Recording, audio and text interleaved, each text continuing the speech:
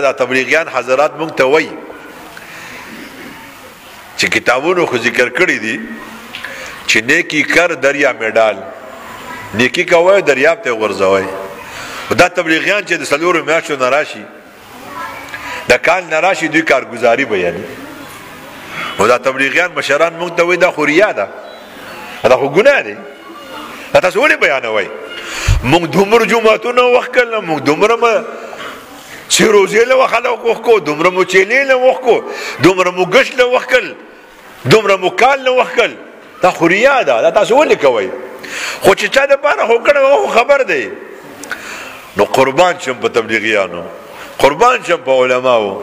هغوی وایي دا یو جهتي ریا ده، خو د دې یو عظیم مقصد دی چې مونږ د کلي نه وتي وو، نو خلکو په مونږ پسې خبرې کولې، د کاره پټ شوی دی، لو لور نه پټ شوی دی، غټ سټې دی، بس بستره والي او پلار یې پرېښی دی، مور یې پرېښې ده، ښځه یې پرېښې ده، اوزګار دي، اوزګار خیل دي. مونږ چې واپس راشو نو مونږ ورته وایو مونږ دا کار وکړو چې دوی خوشحاله شي چې مونږ کار کړی دی. زما یو ملګری دی، مرید مې هم دی، کال تبلیغ له تللی و، چې راغی نو یو پارټۍ والی دی، نوم یې نه علمه، هغه د تبلیغیانو سخت خلاف دي. هغه ورته وایي ته مړه کال له لاړ شه، او وکیل دی، ته مړ څلورو میاشتو لاړ شه. هغه ورته وایي زه تاسې چل وکړم، په دې کار کې داسې چل وکړم. نو زه خو د حضرت صاحب مرید یم، ما له غوسه راځي ډېره، خو دا تبلیغیان ډېر ښه خلک دی، دوی له غوسې نه ورځي. هغه ورته وایي مونږ یو سند ته تللي وو، سند کې یو علاقه ده، په هغې علاقه کې ټول بدماشان دي، د حکومت سره په میاشتو میاشتو جګړې کوي، هلته د حکومت ریټ نشته.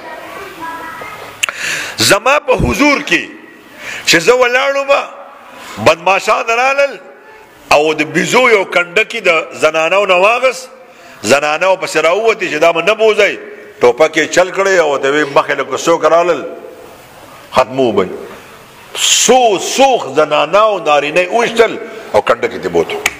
وی ما ورته مه کوه، ما ورته وایي چې در کېږي که نه؟ وی ما خو خپې سپک کړې زه جومات ته رالم، چې زما پکې څه کار دی؟ په دغې کلي کې مونږ ګشت له ووتو، چې ګشت له ووتو نو په لارې مونږ یو ملګری ځان سره کړو. وی هغه ته مو وایي چې مونږ سره دې پورې کسانو پورې لاړ شه. وی زما سره ټیم نشته، دې پورې کسانو پورې سره لاړ شه.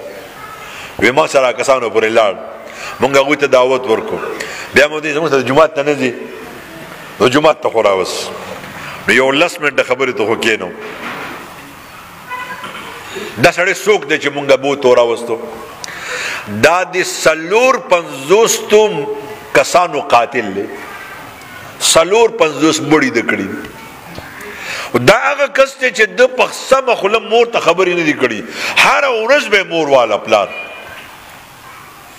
وی مونږ ځان سره 10 منټه کېنو، او چې 10 منټه کېنو دوه تبلیغیان مو پاسول، الله ته مو دعا وکړه چې یا ربه مونږ خو دغه وس و دې مو دلته راوسو، اوس دا زړه وله ته بدل کړي. وی سړي زموږ سره شپه وکړه. وی ما ته یې وایي چې زما سره به کور ته ځئ. وی مونږ سره کور ته لاړو. چې کور ته لاړو د چې دروازه وټکوله، مور ما ته دلته ایسار شه، او سندیان دي کور کې پرده مرده نه وه. مونږ لاړو کور ته یې بوتلو. وی دی لاړ سمدس د مور په خپو کې پرېوت، او د پلار او د مور د خپې یې ښکل کړې او په ژړا شو. ورته وی مورې دا پورې تبلیغان راغلي دي. وی هغه مور او هغه بوډا پلار د اویاو کالو هغوی په ژړا شول، او مونږ ته دعا وکړه چې خدای دې تاسو خوشحاله کړي.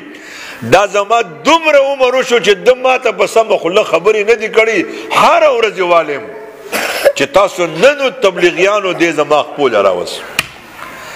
او بیا مونږ هغه کسانو قاتلانو جماعت راوښکلی دی په سوات کې، په کابل کې د هغوی جوړ دی، روان دي په 4 میاشتو کې. نو دا د تبلیغیانو کارګزاري د دې دپاره بیانولي چې مونږ تاسو ته خپله کارکردګي وښیو چې